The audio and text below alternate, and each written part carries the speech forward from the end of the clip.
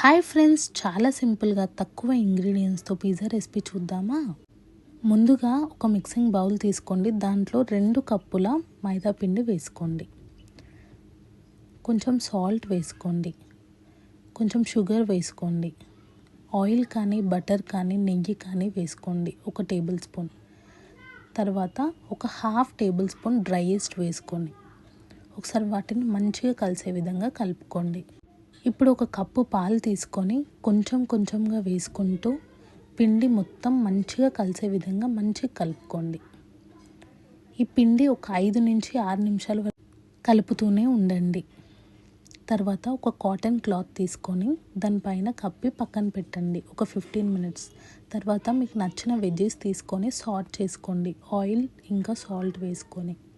సాట్ చేయకపోయినా పర్వాలేదండి, direct pizza మీద కూడా వేసుకోవచ్చు మీరు.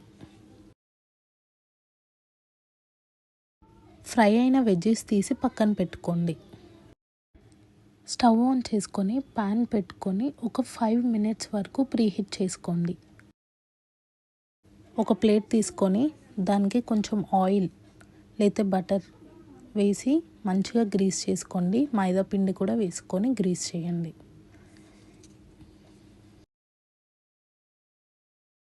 ఇందాక మనం కలిపి పెట్టుకున్న పిండి ఉంది కదా, దాన్ని ఒకసారి మంచిగా కలుపుకొని పిజ్జా బేస్ లాగా ఇందాక గ్రీస్ చేసుకున్న ప్లేట్ మీద పెట్టుకోండి. ఇప్పుడు ఫోర్క్ తీసుకొని మంచిగా పిజ్జా బేస్కి ఘాట్లు పెట్టుకోండి. మీకు నచ్చిన ఒక పిజ్జా సాస్ తీసుకొని పిజ్జా బేస్ పైన మంచిగా అప్లై చేయండి. పిజ్జా సాస్ లేని వాళ్ళు టమాటో కెచప్ కూడా పెట్టుకోవచ్చండి. నెక్స్ట్ చిన్నగా కట్ చేసుకున్న చీజ్ పీసెస్ దానిపైన వేసుకోండి. ఇందాక సాట్ చేసుకున్న వెజ్జెస్ ఒక్కొక్కటిగా వేసుకోండి. ఇప్పుడు కొన్ని చిల్లీ ఫ్లేక్స్ స్ప్రింకిల్ చేసుకోండి. ఇంకోసారి చీజ్ యాడ్ చేసుకోండి.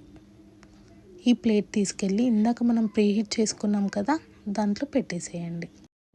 మూత పెట్టుకొని పిజ్జాని ఒక 30 మినిట్స్ వరకు సిమ్లోనే కుక్ చేసుకోండి. మూత తీసి చూస్తే ఎంతో టేస్టీగా ఉండే పిజ్జా రెడీ. చూసారు కదా, చాలా సింపుల్ ఇంగ్రీడియంట్స్తో పిజ్జా రెడీ అయిపోతుందండి.